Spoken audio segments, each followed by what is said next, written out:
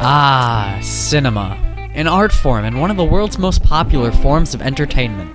Cinema has been around for longer than anyone living on this planet today.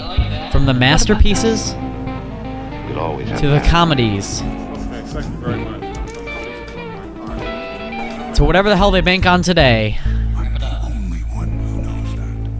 At least I'm the only one with the will to act on it. Motion pictures have spread to a variety of genres and styles. But most never look back at where it all started and the people who brought it to where it is today.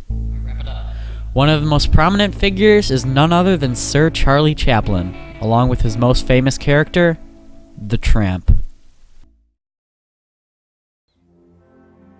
Oh, that magical moment as I walked through the wardrobe door. I felt possessed. I could feel him calling out to me. The Tramp.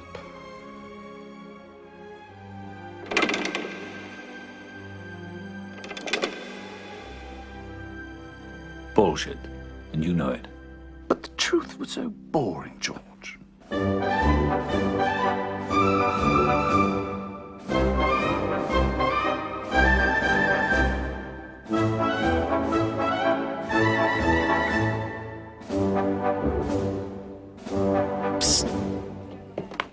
Jesus.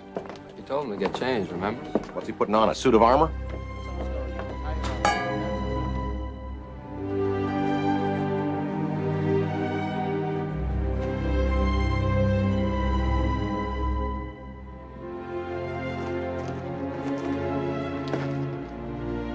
Chaplin!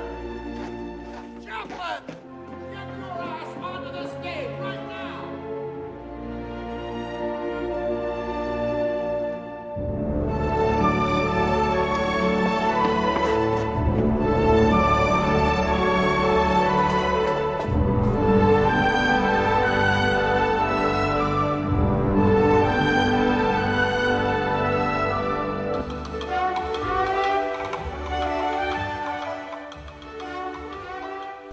Chaplin believed motion pictures were truly an art form from the beginning, so he could put his own message in his movies using only his actions, and then 25 years later, once or twice, his voice. Now, verschwunden. Das trifft das Sauerkraut mit der Stunden. Der Brust mit der Stunden. Der Blütensäckfeinder mit der Stunden. Der Blütensäckfäden. Das Strängelchen mit der Blütensäckfäden. Und der Blütensäckfäden. Besiegt! Besiegt! Verschwunden. All was well until his message got misinterpreted.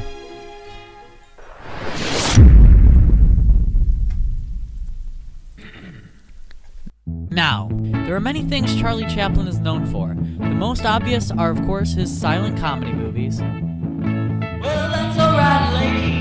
Maybe his Four Wives. That's alright, baby. Do any way you do. Oh, that's alright. I'm alright. Most don't know about Chaplin is that he was accused of communism and deported from the US in 1952. But Charlie Chaplin, the famous pioneer of cinema and silent movie funny man, was not a communist but merely the victim of a modern-day witch hunt.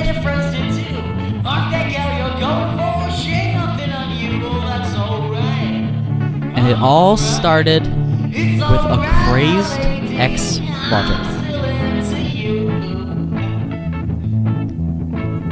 You see, Joan Barry climbed into Chaplin's house with a gun up to his head one night and kept showing up to his house threatening to kill him and herself.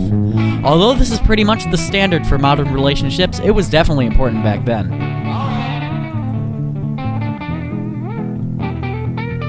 Hawk and even J. Edgar Hoover himself were after Chaplin, disliking his views. They just needed to find something to get him for. Hoover had kept tabs on you for 20 years, and he still had no idea how to nail you until you played right into his hands by shutting Joan out. Hawk swore Chaplin was a communist, although in hindsight his views did not seem communist, just rather warm-hearted. Chaplin was quoted with saying, "I want nothing more for humanity than a roof over every man's head." I like that. Good job, Mark. Oh, thanks, Mark. Just keep more on time next time. You know how it is when I play. Also, Mark Chaplin used capitalism to his advantage, making a great deal of money from the markets and even selling out a year prior to the Depression. Well, I'm leaving town, baby. Near the end of Chaplin's life, all was well. No signs of communist tendencies, nor resent towards the United States. He moved to Switzerland after not being allowed back into the United States, and lived there for the rest of his life. His appreciation in the United States was renewed at the Academy Awards in 1972, receiving the longest applause ever recorded. But some might say otherwise. In Monsieur Verdot, Chaplin criticized capitalism, and the American Communist Party even distributed his famous speech from the great dictator. To do away with national barriers, to do away with greed, with hate and intolerance. Let us fight for a world of reason, a world where science and progress will lead to all men's happiness. Soldiers, in the name of democracy, let us all unite! But Chaplin was not criticizing capitalism, rather showing his hatred for greediness and, of course, evil. Overall, Chaplin has gone down and will go down as a great man who revolutionized the art of filmmaking, cinema, and comedy, regardless of his political viewpoints. Chaplin has directly or indirectly inspired every actor and filmmaker after him, and even some cartoons, including Mickey Mouse. It is safe to say that if Chaplin never lived, cinema wouldn't have either.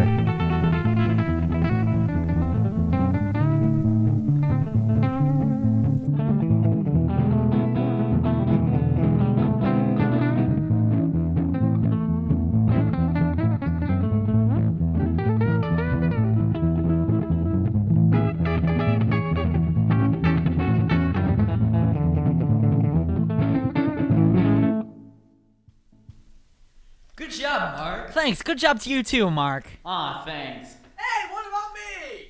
Alright, you did alright, Mark. No, that was alright. I liked it a lot. Yeah, I just think it's weird that like this is like a band. Hey, this is like a band of Marks. Hey, Isn't that just weird? hey, You interrupted me first, so, I mean, but like... If hey, Mark. Don't interrupt me, okay? Because that's when things get real.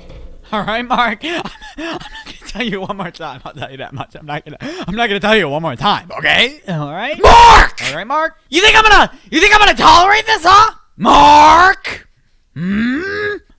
Yeah. Wait, it's still recording. Yeah. We better stop this recording and, take this outside. Oh yes, we will. Yes. Hey, what are you guys doing over there? Oh my gosh, it's Mark trying to get in on everything again. Freaking Mark. Always Mark.